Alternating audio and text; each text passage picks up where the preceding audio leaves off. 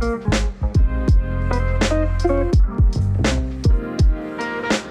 right, it is Thursday, and this video is gonna be a behind the scenes look at everything we have going on in the shop, which is a lot. There is a lot of stuff going on, all cool things. So I will start with the most recent. So I actually just got back from doing a test ride of the Distinguished Gentleman's route that we have picked out for St. Louis. So me and a group of people, we've been kind of working on kind of getting all of that set up, and it will take place this Sunday. So actually just a couple days after this video comes out. So if you're watching this and you haven't registered and you're in the St. Louis area, definitely get registered. I highly recommend you guys join. It's a great group of people and it's for a good cause. So that is what I've been doing all morning, is helping just kind of do a pre-event route check or whatever, and just making sure that we're not making left turns where we should make right turns and all that stuff. So that's been my morning. Now, of course, like some of the big news was, hopefully you guys have seen that 48-hour challenge video we did. So this is my CB360, this lovely Chariot here, as well as Seth's bike. So this is a CL350, and you'll notice right behind it, there is a beautiful CB350. So both of those belong to Seth. And a quick backstory, this was his first bike, his first road going bike, and he recently just found it for sale in his hometown. It just popped up for sale, and of course, you have to have it, you know. So we'll definitely be making some content on these bikes again, these challenge bikes, and maybe we'll sprinkle something in with his 350 there, because how cool is that? So if you guys haven't seen that challenge video yet, please go watch it. It's a longer video, but I promise you guys will enjoy it. This bike here was in a junkyard, and we dug it out, we got it running, and we went and rode to get ice cream on it in 48 hours. So it's amazing. And of course, we do have some further content planned for these bikes. We want to go through them mechanically, just bring them up to the next level, make them a little bit safer, and you get the idea. We'll just keep doing some stuff to them. But other things in the back here, Seth is working on the chopper. So down here is the rear wheel and tire. So it's getting all of that done. The swing arm's off the bike. The front end has been completely off of it. The forks were bent, as I put in my last Thursday update. I actually got those things straightened out using the press over there, which actually worked out really good. So over here, you'll notice the CB750. I believe I showed this last week. This is the Cafe, and thought we had it dialed, and it ended up touching some valves to the pistons. So the engine is out of it, and right now the cylinder head, well, let me show you. So here's the engine to it. Currently the cylinder head is at a machine shop getting checked out. I want to have the guides and the seats all measured, inspected. I know it bent at least 2 exhaust valves on it.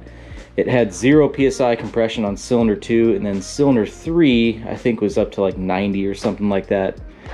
But regardless, needs to be fixed. So I don't have an ETA on that one. I want to wait till I hear back from the machine shop before I make any further decisions on it. Over here is the CB750 chopper. So looks kind of funny without a sissy bar on it. I don't know.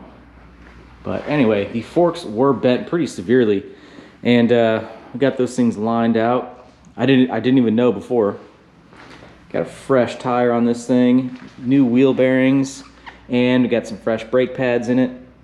And then converted this thing to a taper roller steering system. Swing arms off of it, all of that stuff here. And then I have some bronze bushings to go in the end of the swing arm that will help the longevity of the pivot. Now I record these things on Wednesday, and this Wednesday, so today, actually happens to be Vintage Bike Night that I host here at the shop. And if you guys want to attend this thing, I actually have all of that information on my Facebook page. I always make an event out of it. So if you're in the area, come check it out. It's normally the second Wednesday of every month. It got rained out last week though. So anyway, I'll put in some clips from that, but I know it's gonna be a good time. There's usually a good turnout. And of course we gotta line these things up front, you know, VIP parking.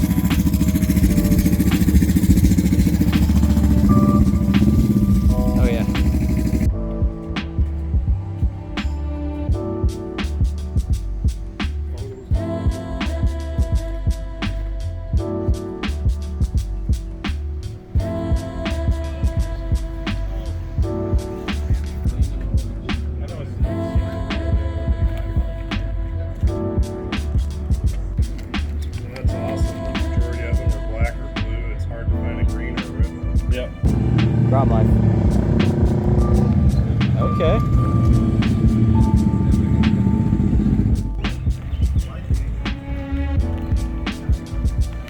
This thing's pretty cool. That exhaust.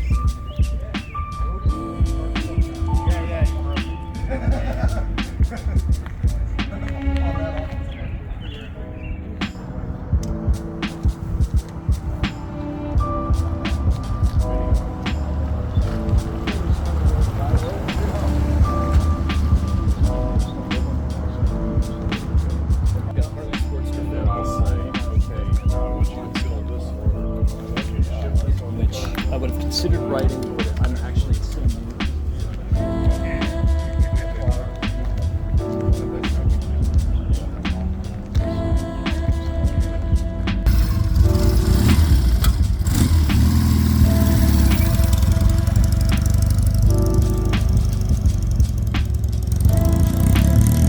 So in other news, among everything else going on today, the CB77s you guys saw me buy with that group of 8 bikes, they are being sold. Very nice gentleman drove up all the way from San Antonio for these things, and he has a heck of a collection of these things. Very cool, very kind. So they are going bye-bye. So tons of stuff going on in the shop for a Thursday update, and I'm hoping Monday I will have a video out on doing a top 10 list. So I've been thinking about different tools that I use, and a lot of them are very inexpensive, but I use them all the time. So kind of got some ideas here on putting together a cool top 10 list, and I think you guys will like it. So look for that on Monday. Then we'll have the next Thursday update, and then I think after that, we're gonna be reviving this 450. So this is on the schedule for this Friday. We're gonna see if we can make that thing run, and I can't wait.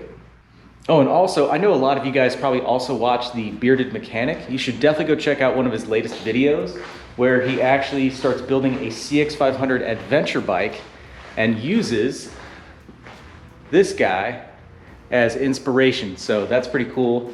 More on that later, but yeah, that was pretty neat to see. So anyway, thank you, Craig, for having that in your video. But anyway, hope you guys like this one, and I hope to see you in the next video. Thanks for watching.